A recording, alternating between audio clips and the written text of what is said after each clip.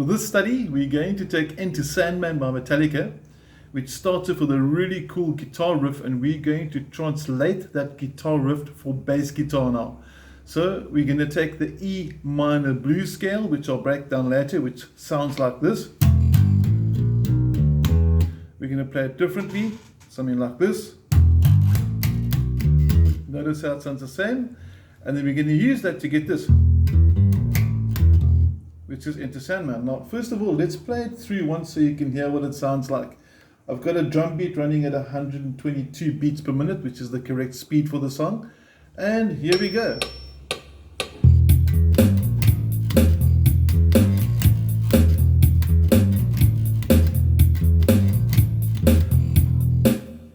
And there you got the basic introduction. Now, let's first of all break it down. Let's have a look at the scales we were talking about and get a bit of theory to this. So you're not just learning a cool song, but you're learning how the song was put together, the mechanics, the music, everything behind it. Now I'm going to focus predominantly on my fretting hand for starters. We mentioned the E minor blues scale, which is starting from your E4 string, your top E string. If you've got a 5 string, it will still be the 4th string. And you're going to go open, 3rd, going to go to the A string, open, 1st, 2nd, D string, open, 2nd, and if you want to take it into the next octave, you can continue with open, 2nd, 3rd. So slow motion if you want to play it through with me. 2, 3, 4.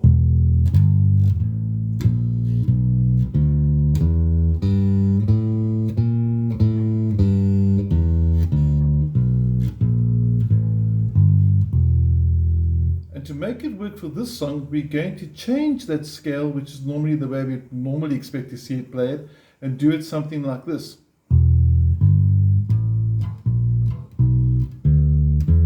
And its speed.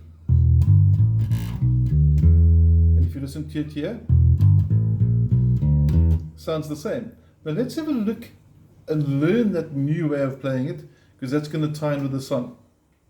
Open, 3rd, 5th, 6th, 7th, all on the E string, all on the E4 string.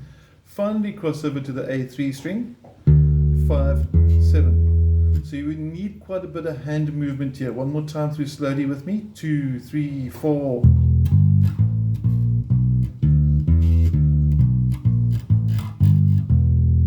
Okay, now that's important because if you look at the introduction riff for Enter Sandman, you're going to have this. Now those 2 notes is what you just learned in the second variation of the E minor blues scale you just learned. So let's take the through slowly, and also when you're playing from the PDF file, please look at the top of each bar, because there's a lot of prompts there. For example, the intro riff says times 11, okay. Then it goes to part 2 later, says times 2, part 3, 4 times, etc., etc. Basically, we've just abbreviated it so you don't spend endless time busy shuffling through 7 or 8 pages of bass line. Now, let's first learn the first riff, okay? You'll notice the first riff is an offbeat before the line, so it's 1 and 2 and 3 and 4 and, okay? So that first 0 is played before the first beat. Now, underneath in red, you can see we've got written there 1 and 2 and 3 and 4 and, just to help you with the counting as well. So, a lot of things to get from this song. You're going to learn your E minor blues scale, the basic variation. You're going to learn a different way to play the E minor blues scale. Then you're going to see how a hard rocking metal band like Metallica uses a blues scale. And then we're going to learn the riffs and focus on offbeats as well. Okay. Enough talking, let's get to playing. We're going to play this. Watch my finger distribution as well. You can see my fingers are nice and numbered. And you're going to learn this. Okay, now we've already spoken about the offbeat on the and before the 1 and 2 and 3 and 4 and. Now I'm stressing that because lots of time I notice that we want to start playing on the first beat. Be careful for that. Okay. Now after you've done the 0, on the count of 1 is no note, so the 0 is still ringing on the count of 1. And then you use ring finger or pinky if you really want to. I think ring finger would be a better choice. And you go fret 7 on the 3rd string, fret 5 on the second string. Cross over quickly with the middle finger to the E string, fret 6, and then first finger on fret 5. So those 4 notes in succession are going to sound like this. Okay, one more time, but up close there. Got that?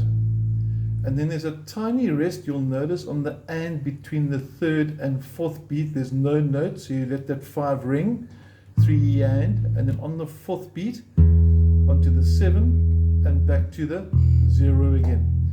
Now when I say back to the 0, that last 0 after the fourth count is basically replacing the first 0 that was before the first line at the beginning. So if I were to play this through slow motion, say 3 times in a row, you'd have something like this. 1 and 2 and 3 and 4 and 1 and 2 and 3 and 4 and 1 and 2 and 3 and 4 and 1 and 2 and 3 and 4 and you'd have that. Okay. Now, on your PDF file as well, you'll notice that it says bridge to part 2.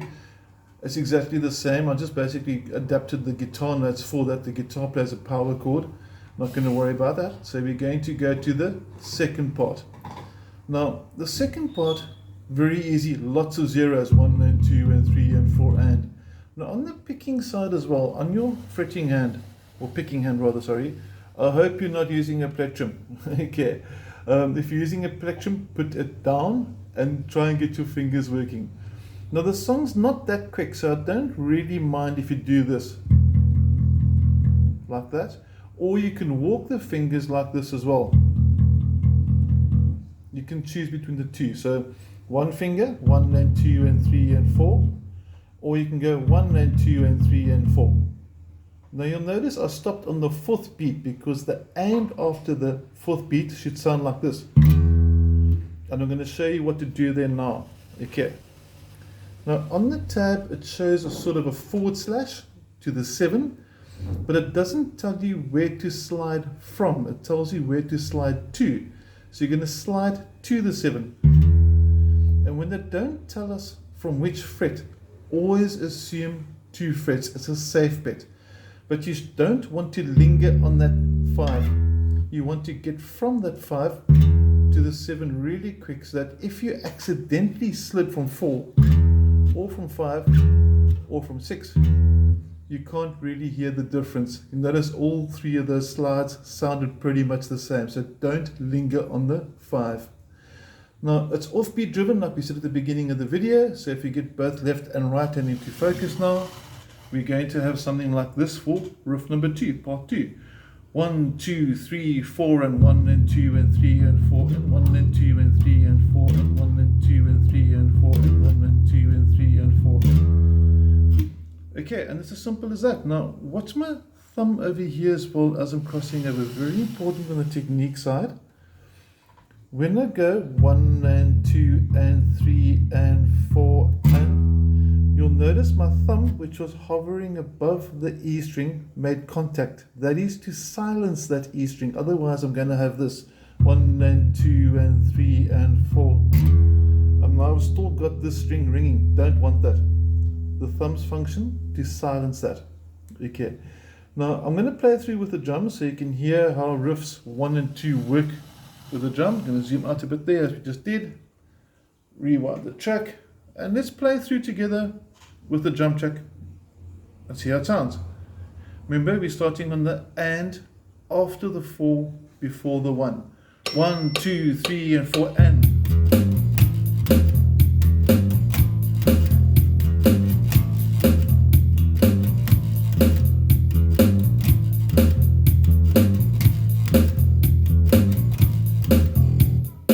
We got that.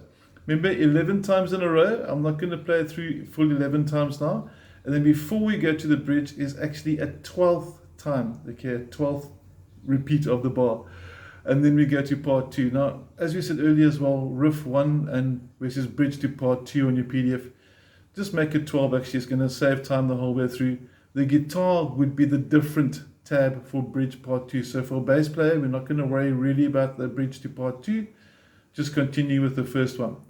Then we're going to pick up with 1 and 2 and 3 and 4, 1 and 2 and 3 and 4, and like that. Let's put the drums in. And this time you are going to start on the first beat. Okay, so it's 1 and 2 and 3 and 4 and 1 and 2 and 3 and 4.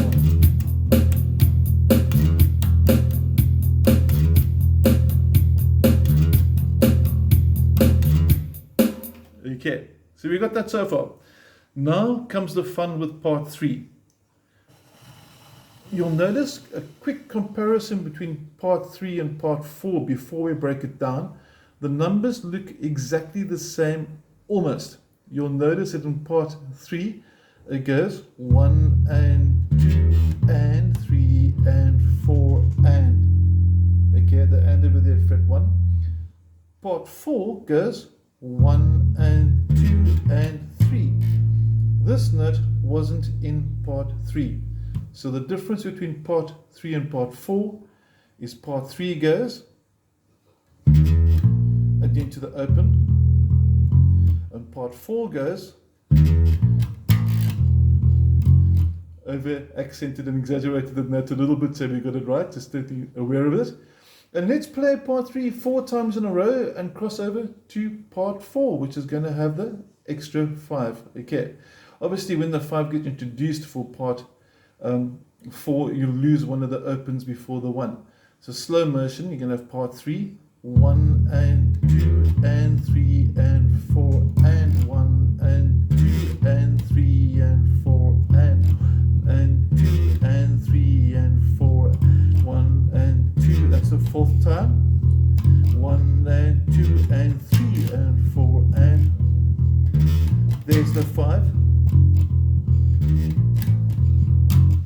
And let's put some drums with it and have some fun. Okay, I'm going to try and zoom up now to get both left and right hands into the picture. And let's do it. Drum beat on. 1, 2, 3, 4.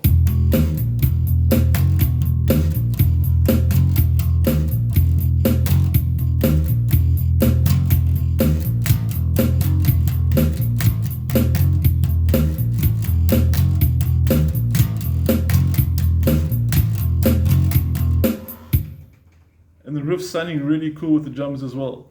And then when you go to bridge to part 5 where it says times 1, that's sort of a continuation of that riff that they're busy working with, that they're developing. But you'll notice now that that 5 there has disappeared now in the 3rd bar of the 2nd line, and it just goes straight to E and 4 and like that. Now that's enough for this video. We'll pick up for part 5 in the next one. I hope you got this going. Please send me a video of you doing the jams. I'd love to see your techniques. I want to see the thumbs working there. I want to see if you're using 2 fingers or if you're using 1 finger. And hopefully I don't see any picks. For those that aren't sure what a pick is, that's a good thing if you're a bass player. That's a pick. We don't use this as bass players. Okay, no, actually we do, but sometimes, very rarely though. Hope you're enjoying it so far. Have an awesome day. We'll see you part 2 shortly. Thank you.